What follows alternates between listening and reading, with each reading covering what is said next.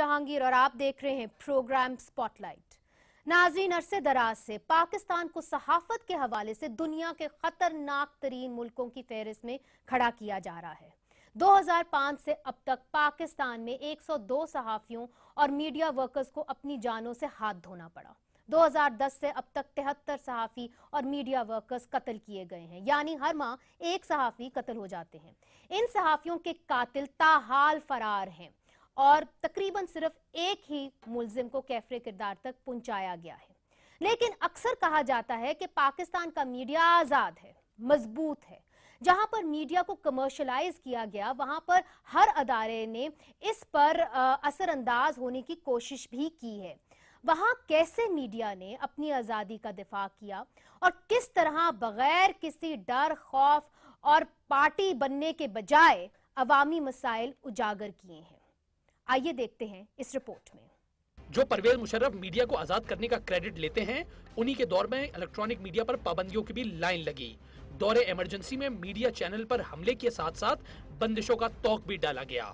सहाफियों और चैनलों को हर इदारे, सियासी जमातों, तंजीमों और ग्रुपों ने अपनी अपनी तशरीह के मुताबिक इस्तेमाल करने की कोशिश की, और जो चैनल या सहाफी किसी खास ग्रुप और सियासी जमात का हामी बना, उस जमात के मुखालिफ ग्रुप या सियासी जमात ने अपना पहला निशाना मीडिया और सहाफियों को बनाया।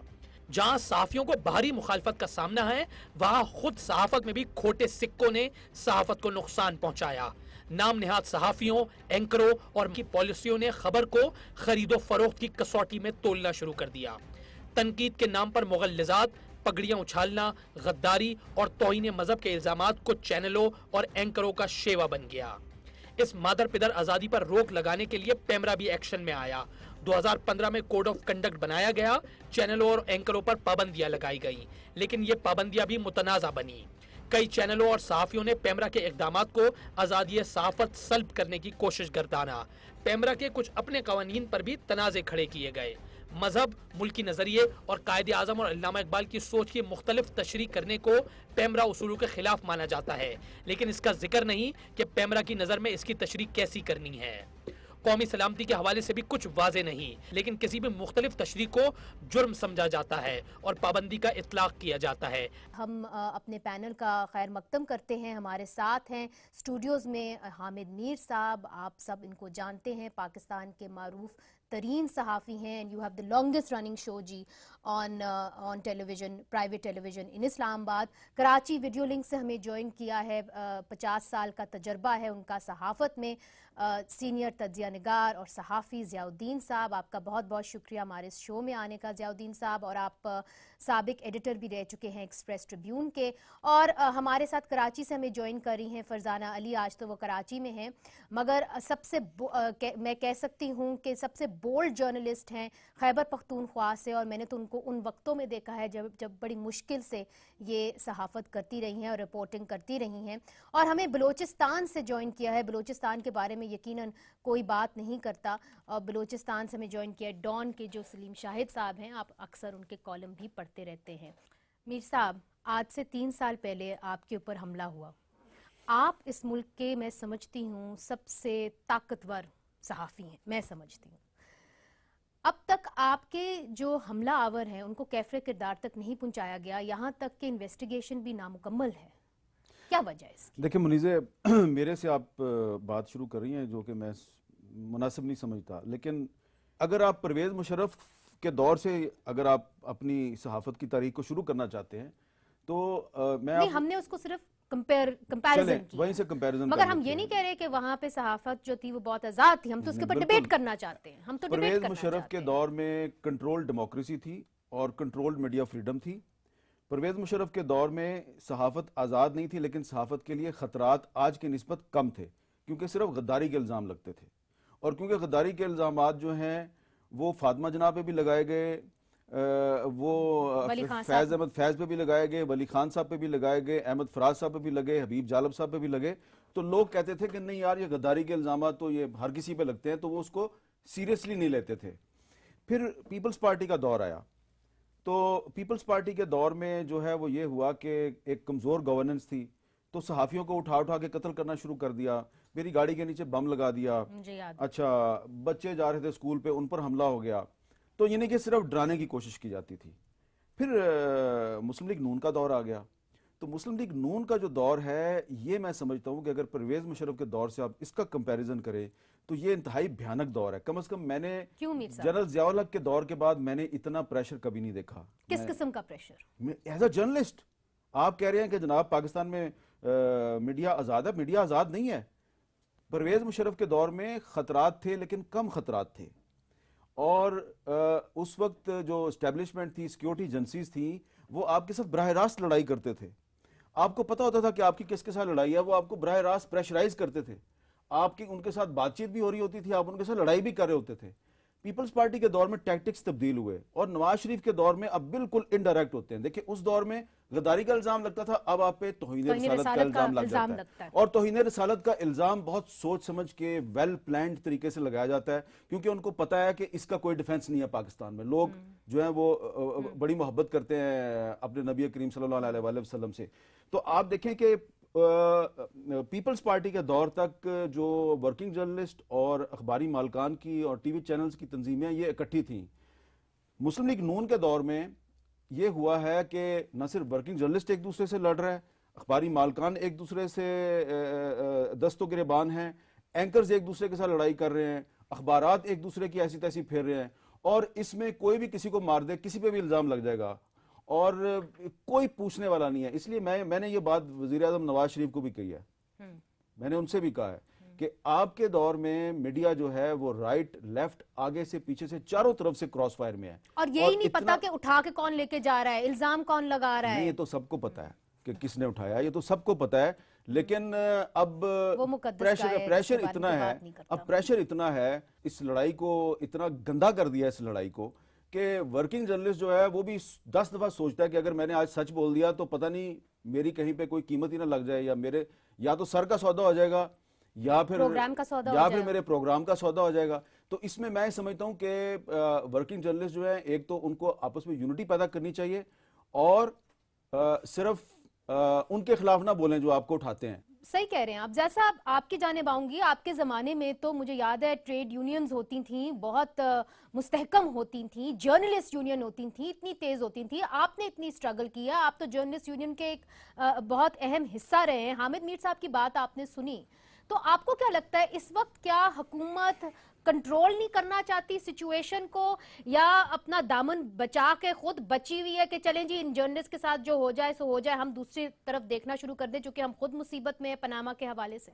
میں یہ ضرور کہوں گا کہ Pakistan federal union of journalist نے جتنے ایفرٹس کیے تھے فریڈم آف جرنلزم کے لیے, فریڈم آف پریس کے لیے, اس کا ایکچولی جو نتیجہ نکلا تقریباً آپ مڈل آف لیٹ 1980s میں نظر آیا کہ حکومتوں پہ اتنا پریشر پڑ چکا تھا.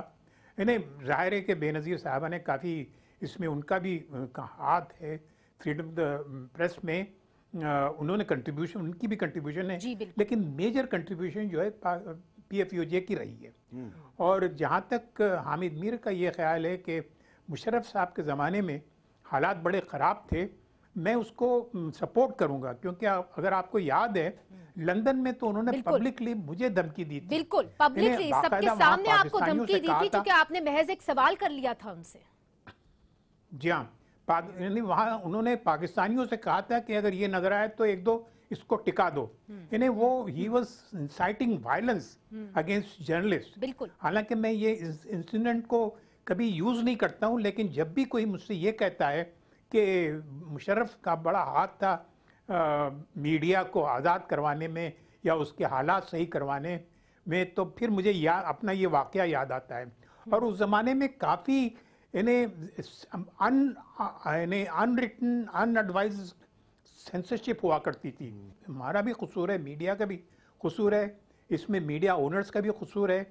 یعنی جہاں تک اس بات کا تعلق ہے کہ ہم اپنی رائٹس کے لیے ہم فائٹ نہیں کر سکے, اس کی مین ریزن جو ہے وہی یہی ہے کہ پروفیشنل جو ہماری ٹریڈ یونین تھی وہ تتر بتر ہو گئی. وہ مالکان نے خرید لیا, ان کو یہ 3-4 سیکشنز بنا دیے, ان کو پاکٹ یونینز بنا دیا.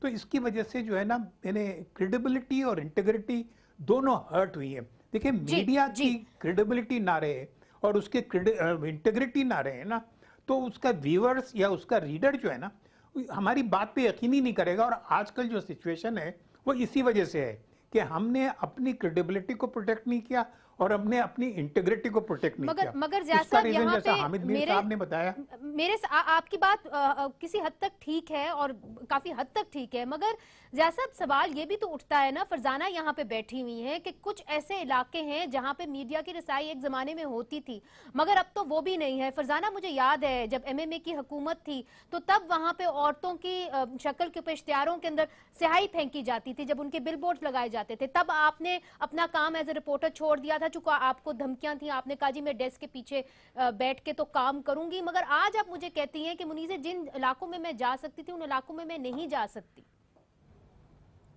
जी बिल्कुल, इलाकों तक रसाई तो बिल्कुल ख़त्म ही हो गई है। हालांकि पिछले दिनों ही एक बड़ी इंपॉर्टेंट ब्रीफिंग में एक जर्नलिस्ट ने जब सवाल किया कि क्या अभी भी ये नो गो एरियाज़ हैं, क्योंकि दावा तो ये किया जा रहा है कि ऑपरेशन 98% जो है वो सक्सेसफुल और कामयाब रहा है, तो can we go to these areas. तो उन्होंने कहा कि no, there is no go area in tribal area और इवन खैबर पख्तूनख्वा। लेकिन जब हम कहते हैं कि अच्छा ठीक है, मुझे वज़ीरिस्तान पर एक स्टोरी करनी है कि ये जो IDPs, इनफैक्ट IDPs तो अब मुझे नहीं कहना चाहिए, TDPs जो हैं वो वापस जा रहे हैं, तो इनको कवर करने के लिए, इनके आसानियाँ, मुश्किलात जो भी आप कहें उन पर बात करने के लिए तो फिर एक लंबा प्रोसेस है। और फिर ये है कि क्या मेरी सिक्योरिटी क्लियरेंस हो सकती है।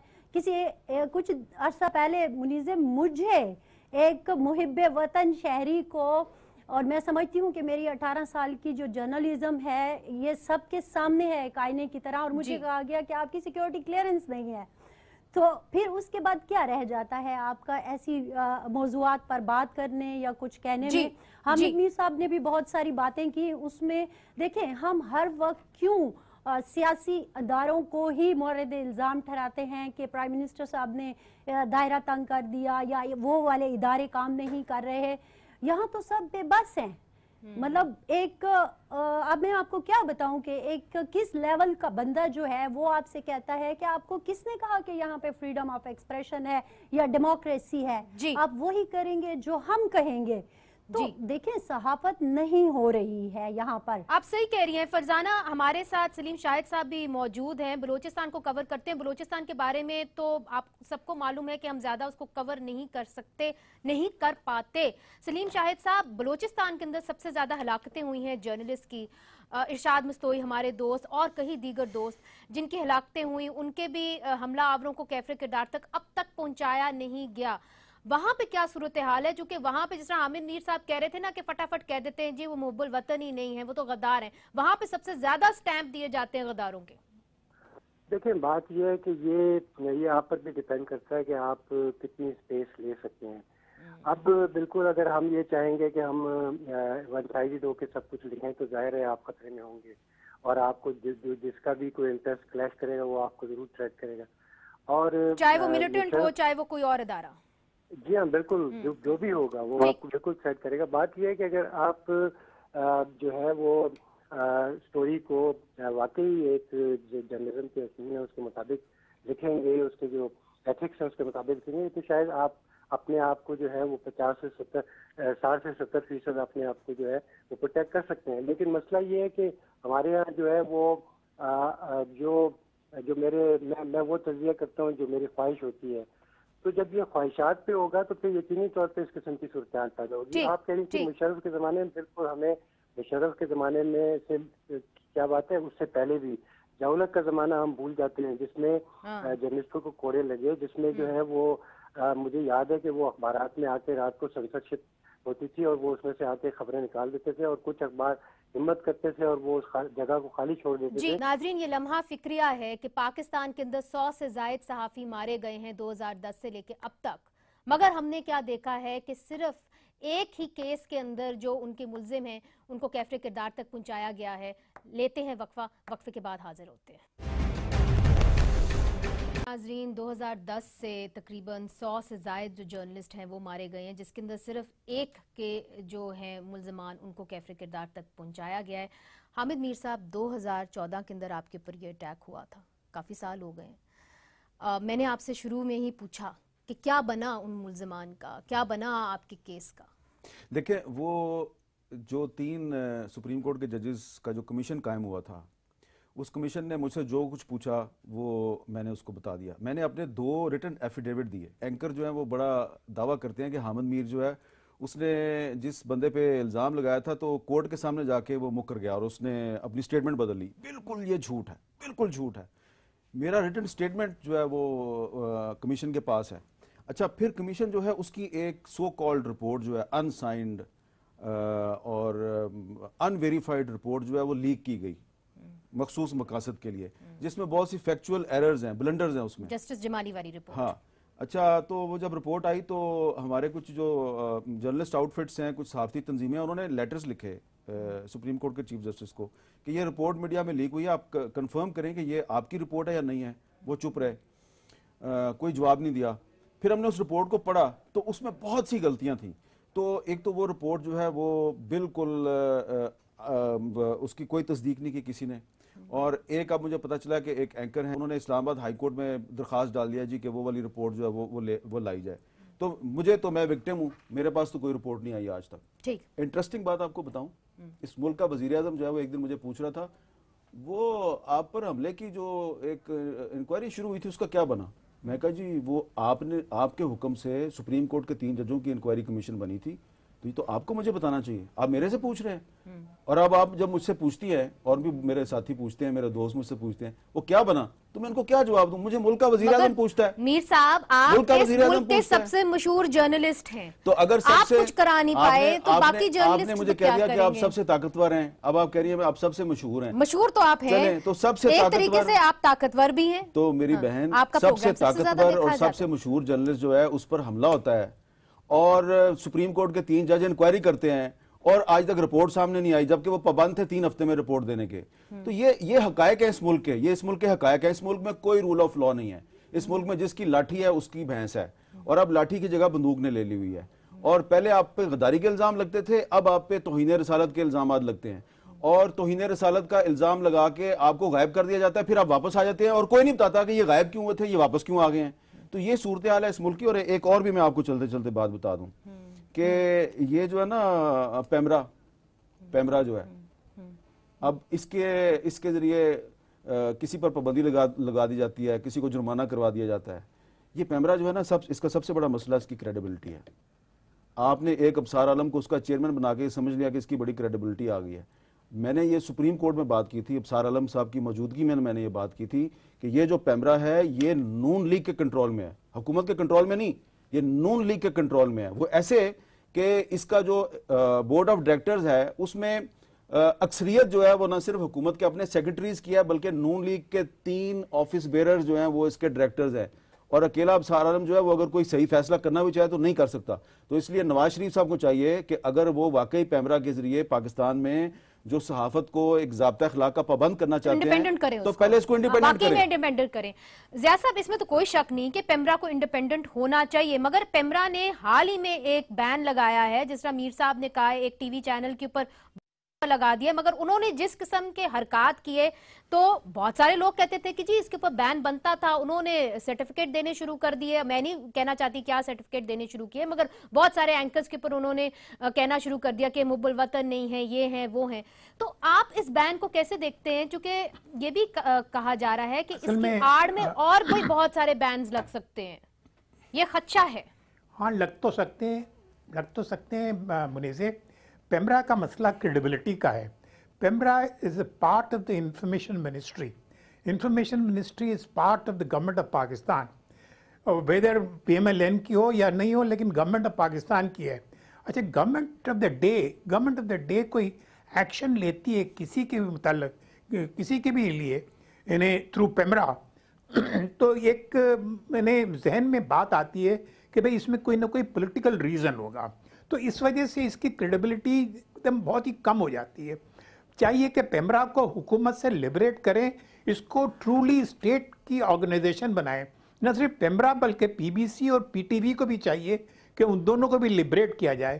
اور یہ اسی وقت ہو سکتا ہے جب एक बाई पार्टीसन पार्लियामेंट्री कमेटी जो है, एक बोर्ड ऑफ डायरेक्टर्स जो है ना वो सेलेक्ट करे, और बोर्ड ऑफ डायरेक्टर में जो हो वो क्रॉस सेक्शन ऑफ सोसाइटी के लोग हों, उसमें रिप्रेजेंटेटिव जेंडर के भी हों, प्रोफेशंस के भी हों, जुडिशरी के भी हों, मेडिसिन के भी हों, और वो एक एमडी को उसकी प्रोफेशनल एबिलिटी पे अपॉइंट करे.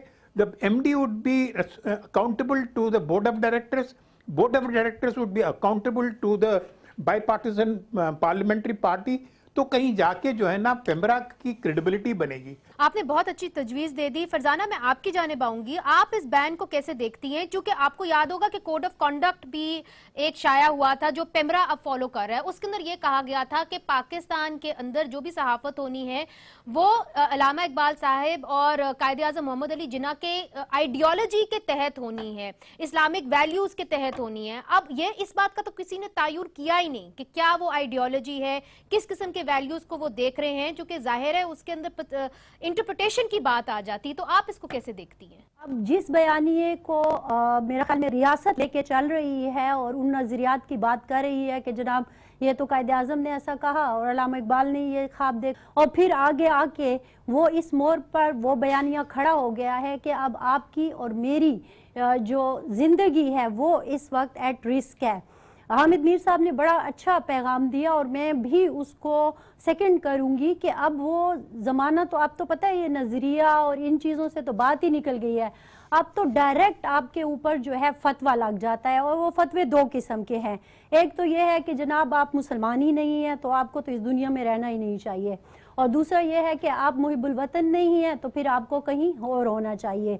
तो अब ऐसी सूरत में पहले आप तय तो कर लेना. जी, ये फतवा कौन लगा रहा है? देखिए दोनों में आता है. अब मैं क्या कहूँ, देखे मैं कह दूंगी कोई फर्क नहीं पड़ता, लेकिन क्या होगा उसके ऊपर बीप लग जाएगी या वो कट जाएगा. मैं कहता हूँ नहीं मैं कह देती हूँ. ये जो तौहीन रिसालत के फतवे हैं ये एस्टेब्लिशमेंट लगवाती है. अब आप तो क्यों लगवाती है? क्यों लगाती? क्योंकि उस पर भी लगते हैं ये फतवे कि जी आप गद्दार हैं, आप इस्लाम के दुश्मन हैं, तो उन्होंने कहा बदला जो है उनसे तो नहीं ले सकते तो इन्हीं से ले लो. तो फिर मीर साहब कहाँ फिर सहाफत जो है अपनी मुसीबतें लेके कहाँ जाएं? आपने यूनियंस, आपने मुझे बताया कि जो यूनियंस हैं इस वक्त वो टूट चुकी हैं. फिर इसके अंदर कोई जर्नलिस्ट, वर्किंग जर्नलिस्ट ही मिलजुल के काम कर सकता है ना. फेलियर नहीं है मेरा, आपका, फरजाना का, जिया साहब का कि नहीं हम कर पाए. ज़ियाउद्दीन साहब ने बड़ी कोशिश की PFU को इकट्ठा करने की. इनके पास मालूमात का एक बहुत बड़ा खजाना है. अगर ये किताब लिख देना तो बहुत बड़ी खिदमत होगी.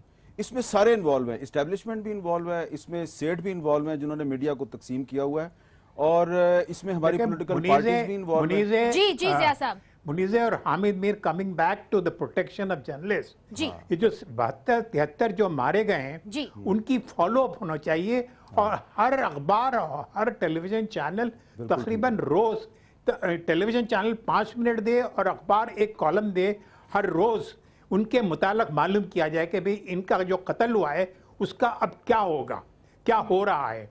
जब तक ये नहीं होगा और एक पब्लिक प्रोसिक्यूटर अपॉइंट नहीं होगा डेडिकेटेड, तो हमें नहीं समझता कि ये जो 72-73 जर्नलिस्ट और कैमरामैन कत्ल हुए हैं उनका कोई सुराग लगेगा. जी, एक और बात भी मैं कहना चाहता हूँ. देखें, ये जो गद्दारी के इल्ज़ामात लगते हैं, फतवे लगते हैं, झूठे इल्ज़ामात लगते हैं, कैरेक्टर असैसिनेशन होती है सहाफ़ियों की, इसमें जो मुझे मेरे फर्स्ट हैंड नॉलेज है मेरी, इसमें सिर्फ इस्टेब्लिशमेंट के लोग नहीं इन्वॉल्व. इसमें मुल्क की 2 बड़ी पॉलिटिकल पार्टीज जो हैं, मुस्लिम लीग नून और पाकिस्तान तहरीक इंसाफ, इनके सोशल मीडिया सेल्स भी इन्वॉल्व हैं, और कुछ लोग इनके सेल्स के अंदर इन्फिल्ट्रेट किए गए हैं जो ये काम करते हैं. और इस पर मैंने दोनों पार्टीज के जो रिस्पॉन्सिबल लोग हैं, मैंने जब उनसे बात की, हमने भी इस पे बात की उनसे. जब बात की तो वो सॉरी कह देते हैं. और तहरीक इंसाफ की खातून लीडर जो है उन्होंने मुझे कहा कि वो जो एक बंदे के बारे में मैंने बताया कि ये मेरे पे इल्जामात लगा रहा है तो आप इसको रोकें. कहती है नहीं ये तो हमारे कंट्रोल में नहीं, तो तनख्वाह ही वहां से लेता है. यानी कि सीधा मतलब है कि आप उनकी प्रॉक्सी बने हुए हैं.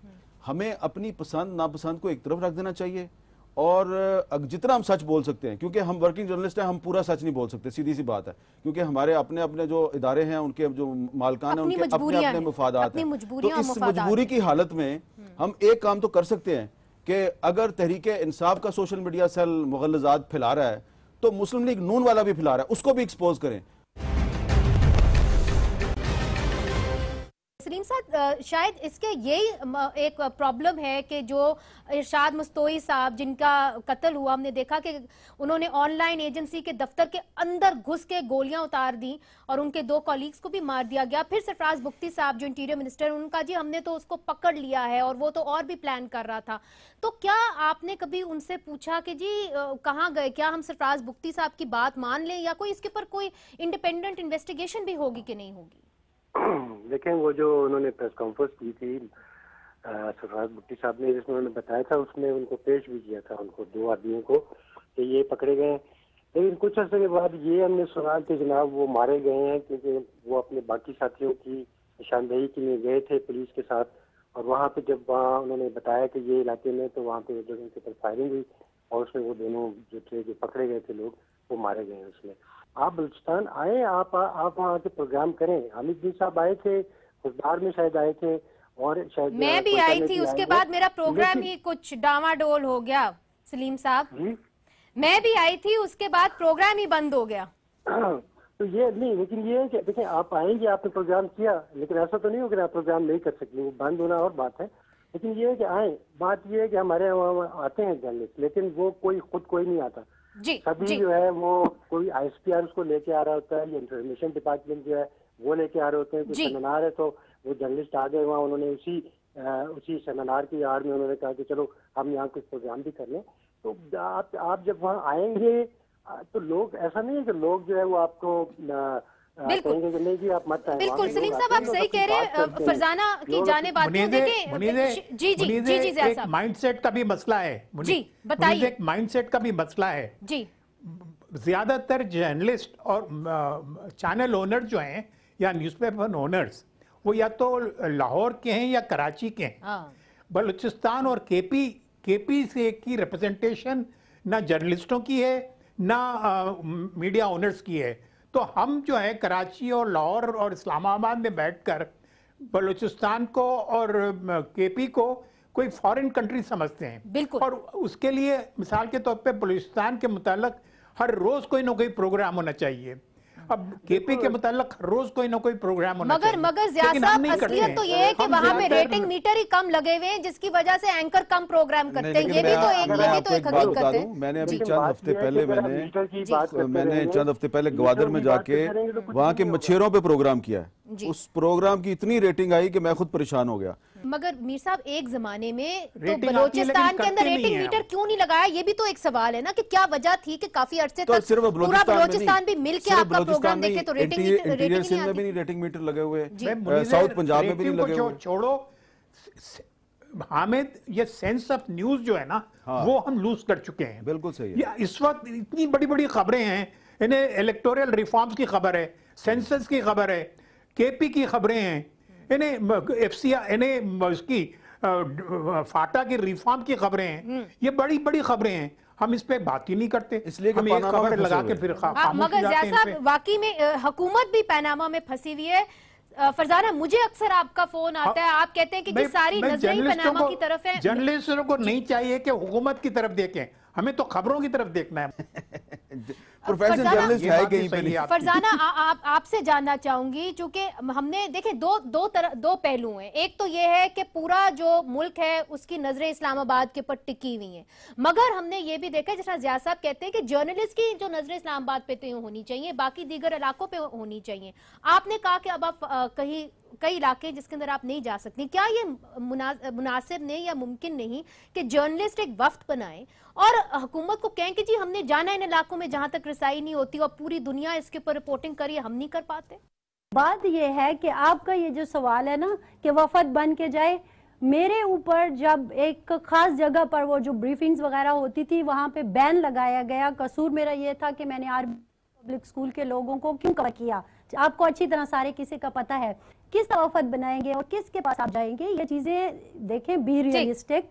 जो इस वक्त है, हाँ आप ये करें, बिल्कुल आप मजबूत कर सकती हैं अपने जर्नल जो सहाफ़ती तंजीमें हैं उसे आप मजबूत कर सकती हैं।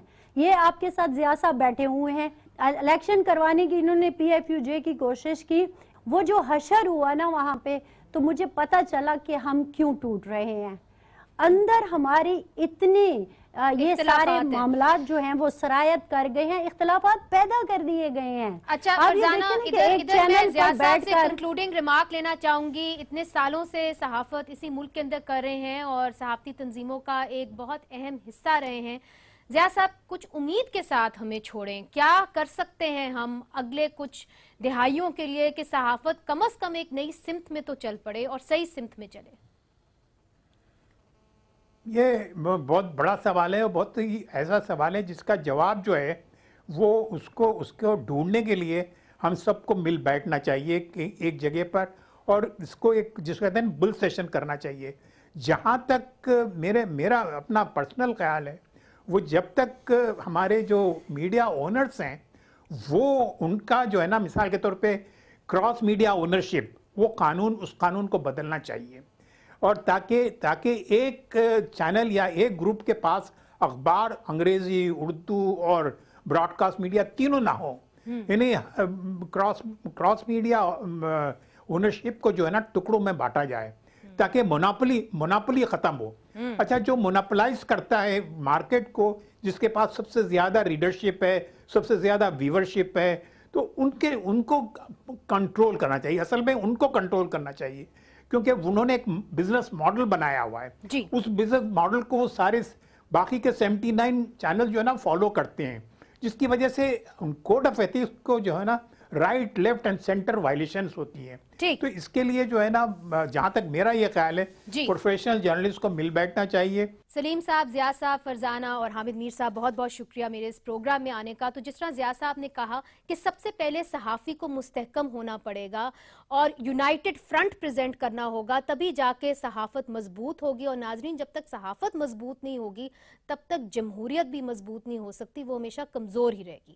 آج کے لیے اجازت دیجیے, خدا حافظ.